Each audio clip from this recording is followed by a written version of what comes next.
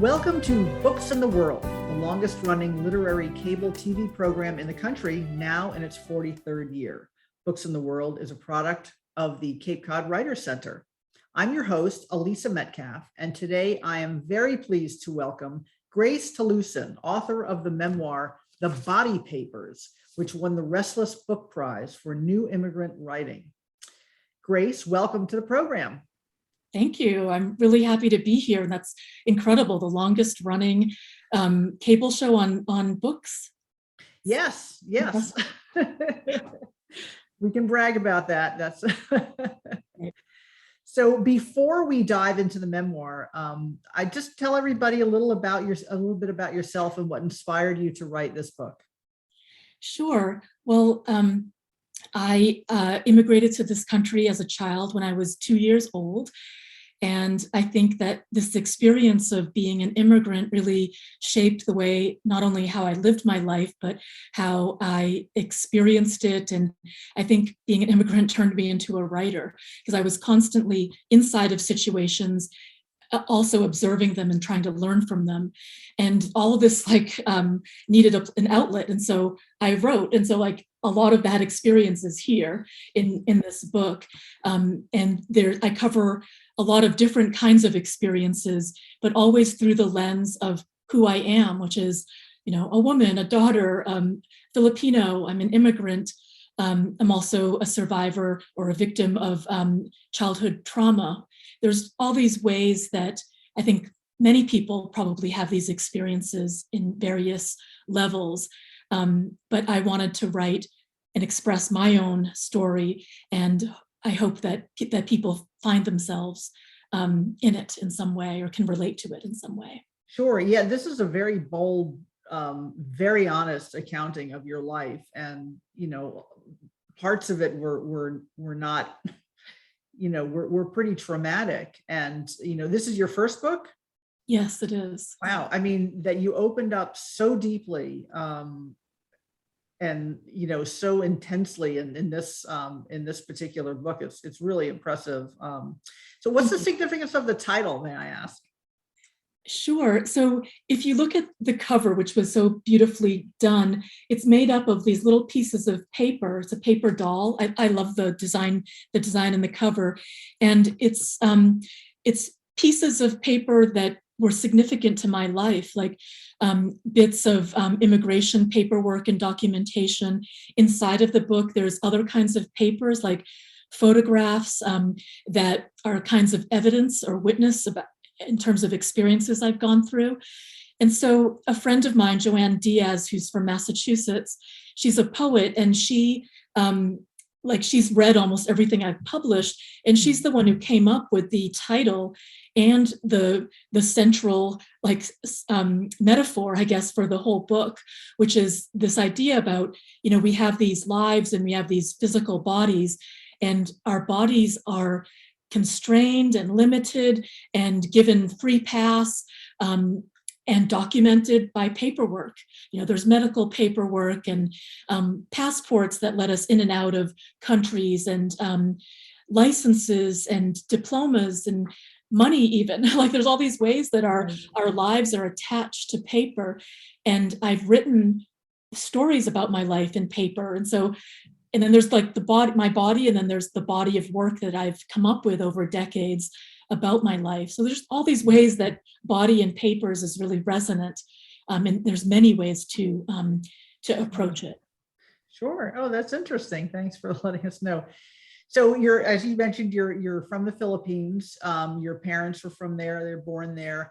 And the Talusan name you mentioned was pretty well known around Manila. Is that where the family was from? Right. Your father was an eye surgeon. Uncle was a TV personality, like a medical doctor on TV. And you had other family members who were musicians and politicians even. Tell us a bit about that. Sure. I mean, it was startling to me to go back to the Philippines and find this out. Even when I went a few years ago, people always wanted to know my last name, either my mother's last name or my father's last name. And it always surprised me. But that was more important than finding out what I did for work, because they wanted to place me. And they often knew, these are strangers, they often knew my last name, one of my last names. And it wasn't that we were so famous, but it was just that, like, I don't know, maybe people just know each other, or there's more connections to these last names. I do it as a habit myself. When I meet Filipinos, I hear their last name and I think, oh, is it that family? The one who's, your name is on the museums of the country. And, it's things like that. And some of them are not related at all, but lots of times they are. Like, it surprises me to find that out. But I loved it as an experience, because so much of my experience as an immigrant was of not belonging. And so for the first time, I felt like this recognition, like, oh, I have an experience that I've never had before, which is people have a sense of, there's a sense of familiarity and recognition, and that felt special. Right. So you left at 2. The family brought you to the US and moved to the US at 2. And then you had some brief visits with your family in your 20s. And then your honeymoon, you said, when you were in your 30s. And then again, you went back for a fellowship for 6 months. So, how was that? Like, especially the first time going back with your family? The first time was the first time we'd been back in almost 20 years, and it was shocking. I mean, I think I just basically didn't know what to say, couldn't speak, was in shock for that entire 2 or 3 weeks that we were there, because in some ways, in a good way, because I saw so many Filipinos. Like, of course, it's the Philippines, there's a lot of Filipinos, and that was great. But then I think I was also speechless in terms of the levels of poverty that I was around. We of course have poverty here in the United States, but I think it's on a different level in other countries. I just was not prepared for that, and maybe that's a good human response to have. I mean, even when I went back a few years ago, I still think about it a lot. Like, what does it mean that a baby is crawling around on a piece of cardboard on the sidewalk, or a child is sleeping in a wheelbarrow? Like, Right. I still Yeah, think of. you were talking about when you went back, I think for the fellowship, and talked a bit about the poverty, and you went to an orphanage and spoke to some of the kids there, and it was heartbreaking that these children so malnourished. I think there was one girl who was 17, right? But they thought she was so much younger just because she was, she wasn't developing at a normal rate. Yeah. And another girl too that was living in the cemetery, and she, which seems like such a brilliant idea, because people would leave food and stuff for the deceased as memoriams and whatnot, and she could eat. Yeah. that was like a natural resource for her to be able to feed herself. There are documentaries online to look at. Like, some places have done documentaries about the people that live in the cemeteries for generations, really, which shows that there's a very large structural problem if people are living there for generations. Right. And Manila too is very crowded, right? It's very populated. Yes, it is. And I loved your talking about just trying to cross the street, how that was like a whole experience that you had to study and learn and master in order to survive there. Yes, and I've heard that even in when I would talk about it, people would share with me these other places they've been to that are even more difficult. And I just think, no, I think I don't want to risk it. It's so, I mean, I think if you grow up with it and your instincts are prepared, that's fine. But for me, I think it's too dangerous to cross those streets. Right, right. And I also like the difference between, you talk about you coming as a tourist, ostensibly, right? Because, you're a citizen of the US now, and you spent your developmental years here, going back there and seeing the difference between how you were treated versus, say, your friend Joanne, who was a white American. You were there at the same time, and her experience was completely different from yours. Can you tell us a little bit about that? Yeah. And, when I'm in the United States, or which is most of the time, of course, we know this, that there's ways that our identities determine how we're treated. We don't want to say that, we don't want to believe it, but yet it's true, right? And I think in the Philippines, it was just became more apparent. I think there's ways when I'm here, I don't notice it. It's probably happening, but I don't pay attention. But because I was out of my routine and things were different and I was paying attention closely all the time, I did notice it at sometimes. And she noticed it as well, because she's a very sensitive person and aware of what's going on. And she wanted to correct people and say, like, no, like, why should I cut a line? Like, no, like the people would want her to like cut a line and come to the front of the line. And she's like, no. So she was getting special treatment in Yes. there. Yes. Yeah. Like they Yes. saw her as some kind of, this novelty. Oh, please, walk this way. And meanwhile, yeah, I mean, it's because she's white. And I mean, there's a level of privilege I had as soon as I opened my mouth and people realized I was American. I enjoyed that privilege also. But it's just, in a way, it's fascinating. I mean, it's painful, but also fascinating to see how no one's told anyone to treat us this way. But we take on these ideas about how people should be treated based on identity and perception, and it just happens, it comes out. And how hard, because here, in this country, in some circles, they will see you as an outsider, because you're not, you have a different heritage. And and then you go back to the Philippines and you're still seen in that kind of outsider way.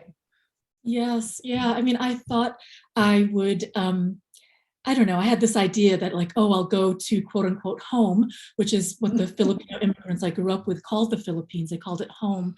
And I thought, oh, I'm going to go home. And I went there and, I've never felt so American in my life. And that's when I was certain. I was like, I'm American.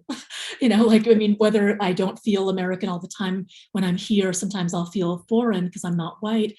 No, I was certain. I was like, I am an American. Right. Did you grow up speaking the language? It was my first language, but also I was 2 when I came to the United States. So, I was in that kind of developmental stage when I was still acquiring language. But my first language was Tagalog. But also in the Philippines, people speak multiple languages. One of the official languages is English because we were a US colony in the Philippines. But we were also a Spanish colony. So people speak Spanish and English and also their provincial language. Right. My mother spoke 4 languages because she spoke Tagalog, which is like or Filipino, which is one of the official languages now. And then she also spoke Ilocano, which is another province that she was from. Yeah, something that's lacking in this country. I think so many other countries also, I mean, they have such an emphasis on speaking multiple languages, in Europe and, the Latin countries as well. It's a wonderful thing. I mean, I'm not good at languages. I've tried to learn different languages. I don't know, maybe I'm just my interest or I'm too impatient or something, but it's like it opens a door and you have this connection with all kinds of people if you can speak. Sure. Yeah, so important. I mean, travel and seeing other people is what, gives us depth and breadth. Yeah. So I wanted to ask you, so in when you came to this country, your father, did he work he was an ophthalmologist? Is that right? Yes. Was he able to get work right away as a doctor? Yes, he was doing a training program when he was here, advanced training to be even more specialized than his specialty, which is ophthalmology. And, there are segments of work that are unappealing to some people, but appealing to immigrants. And so my father worked as a general physician in a prison for many years. And so that was his main source of income until he could save up enough money to do what many immigrants do, which is start his own business. So he had his own private practice. And that's what he did until he retired. And I think it's, like the medical profession has changed. I think a lot of physicians don't go into private practice. They join groups. But at that time was this golden age where Unfortunately. it is unfortunate. Yes, It is, because he had lifelong relationships with people, sure. and saw them, it was great. It wove us into the fabric of the town that I grew up in, Mhm. because people, their children saw him, they trusted their parents to see him. It was wonderful. Right. And after a brief stay in Chicago, I think when you first landed here, you wound up in Boston, right? Where Yeah. you remain. Yes. Yeah. We moved to the suburbs, but we've been in this area, in the Massachusetts, this area for this whole time that we've been in this country. And as when you were a kid, your dad took the family on road trips. That was fun to read about, about the car trips and how it's I know. like nobody was allowed to stop. Like Yes. pee breaks were not like a thing. He didn't You want had to to waste get time. where you were going like as fast as Yeah. possible. And people don't have these books anymore, but AAA would make these like triptychs for you out of paper, and they were wonderful. They gave you these like booklets that had all these sites that you could go to, and they would mail you this paper map with like highlighted route on it. It's all on the computer now, but Right. at this time period, there was someone in an office like making out this route for you to go on. And we went on these routes, and we went and saw everything. We saw as many things as we could on that But only AAA. for 5 minutes. Yes, because we had to fit everything in. Right. Yeah, it was. Yeah, I mean, there's a yeah. funny section in there about, I think, where your dad stops at the was it the Grand Canyon, and everybody piles out and you're looking out and it's like, okay, that's it. Everybody in the car. Yes. I mean, it wasn't funny. This is like the difference between living something and writing something. Because when we were living it, no, it wasn't funny, because we were in the hot car for hours and hours. And we're like, oh, we just need to do something else besides sit in a car in the desert. But this is the difference between writing and living. And so Right. from a distance, it is funny, because it's ridiculous, to imagine us there for 5 minutes. Yes. Yeah. So speaking of your family too, your family has some unfortunate history. Yeah. For one, I was reading the part about like your grandparents, so your father's parents, and how he was treated as a kid. And Yes. there are some, you can make allowances for some cultural differences and stuff, where the children aren't coddled. But Right. there's one story in particular that you talk about where he had done something, and his mother like ostensibly formed like a noose and made him stand on some books as punishment. And if he fell, I mean, obviously the consequences were dire, and it must have been really frightening. Did your father tell you this story? He did. And that piece that I wrote about that experience that my father had, that might have been the first thing I wrote of the body papers. Like, I was writing fiction before. I hadn't written nonfiction. I just wasn't interested in it. And I had breakfast there was a few years where I had breakfast with my father every Saturday at Bickford's, which I still love and miss.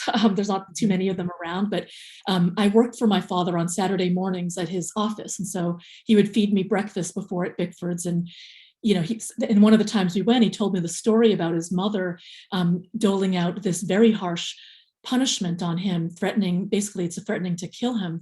And, it was shocking to me. And one day I was writing in a class and it just came out. Like, I never meant to write it, but I think it's a story that I needed to tell. And it really opened up writing the rest of this memoir for me. And it's a difficult thing to think about and even to write about and even to decide to share, because what am I saying about my family? There's not that many books about Filipinos. Is it a dangerous thing for me to put this story out there because people might make assumptions about Filipinos that aren't true? So I had to think a lot about it, but it was important to me because there's so many things that we experience alone, and especially the most vulnerable of us, like children, don't have the power to say these things and report on them. And I felt it was important for me as a writer to write about things that are in the dark and bring them into the light, because my hope is that we bring them into the light so that we can change things. No matter what culture you're in, that is no way to treat anybody, especially a child. And it has reverberations. Like my father was damaged by it, and in turn damaged me because of that treatment. Yeah, I think you said somewhere in the book that he said like he recognized how wrong it was and kind of vowed not to do that, but unfortunately we learned by example, and he made some mistakes along the way. And Yeah. I mean, he never did the extent of what his parents did, but I think even when I think I'm not a parent, but from what I know about it, it seems incredibly challenging all the time. Like you're holding yourself back, and you do the best you can, and sometimes you make mistakes, Sure. and hopefully you try to make amends. Sure. And you have a good relationship with him now. Is he still Yeah. living? Yes, the two of my parents are, and we try our best. Like and they're still in my life, and we all Right. That's all you can do, right? And be open about your feelings, and yeah. try to move on. So Yeah. also, your grandparents came to live with you in the States for a while, Yes. and that didn't work out so good. No. I mean, there were, some of what I write about in the book is processing and coming to terms with what had happened to me with my grandfather and my grandmother, because maybe she knew what was going on in the middle of the night, and didn't do anything about it. And, I had to come to terms with that. It's a very, sexual abuse is actually very common. I think the more that we talk about it, the better, because I think a lot of people suffer silently and think that they're the only ones this has ever happened to. It's not, unfortunately. It's a common occurrence. And in my book, I try to make connections to how common this is. I mean, I write about the Boston pre-sex abuse scandal and the connections there. It's something looking the other way, misunderstanding how this works, like how this kind of disease or problem replicates itself. I tried to show those connections, and that it's not just a one-off, family that's has a problem. I think it's a societal issue that we can all try to work on. Yeah, no, a very brave telling of what happened. And I can't imagine. So so the sexual abuse went on for a while, and when did it start? How old were you? It was 7 years. So 7, till 14, 12 or to 14, something around there. But it was basically most of my childhood. And it wasn't until I was old enough to understand what was happening, and that I was also reading, and I could do research. We didn't have the internet, but I could do research in the library, and I started to benefit from the research and the work that other people had done to document what was going on in our society. It was very important, the work that other people were doing and the standing up and speaking. Like I mentioned Oprah in the book because her work on her show was incredibly impactful in my life, but also in society, because she said, this happened to me. And that was very important in my life, to have her speak, and then other people could speak too. Right. Yeah. So what was the breaking point where you finally realized, this was really wrong, and had the courage to speak out about it? I write about it in the book, and it was probably, the reason I survived what, could only be described as like, daily and nightly sexual assaults for 7 years, is to compartmentalize it, is to put it in another part of my existence. And I think that was a way that I protected myself. Otherwise, I wouldn't be able to live. But there was a time when just I had a moment of clarity and realization somewhere around age 12 or 14. And I just, thought like, I'm going to die if I don't say something. This is a kind of death. This living through this sort of experience every day is a kind of death already. And so I need to change my life. But I needed help. I was a kid. I couldn't change my life on my own. And of course, so you worry, are your parents going to take the grandparents' side, and further, yes, traumatize you? But they ultimately wound up being very supportive. Yes. Yes, I was lucky. I've met survivors and victims whose parents didn't, and caretakers did not react that way. That's why I think we have such a high incidence of, if you look at the runaway population, there's actually quite a high incidence of people fleeing, situations like this. So I was lucky, and they connected me with therapy and all of that. And again, that's Oprah talking about like counseling. Right. And how important counseling is. Sure. Yeah. Well, I'm so glad that you never overcome something like that, but you've found a way to live with it. And, Yes. writing so honestly about, these tragic events, I'm sure, it's cathartic in some way, that you're letting it out, and just, saying, all right, like this happened to me, and owning it and accepting it. But then, it's got to be hard also to then move on, because here it is in this book, and like me, I'm asking you about it again. Maybe you want to just forget about it. This is, I think I've been writing about, I think I couldn't help but write about it. Like there's all kinds of ways I was writing about the experience, even through fiction. And, there's levels of writing about it that is cathartic, and then making the decision to publish it and put it out there in book form. That was a whole other level of deciding why I was doing it, why I was going to share it with an audience. Right. And I was very clear about it. It's like, I need this to be in a book because I want people to know what my reality was, and that this is a reality. Sure. And the reality of other people who will read that and maybe find their own way out of it. Yes, that's my hope. Yeah, very, very important. And so, Grace Talusan, The Body Papers, I really recommend this book. I thank you so much for talking to me today. I really appreciate it.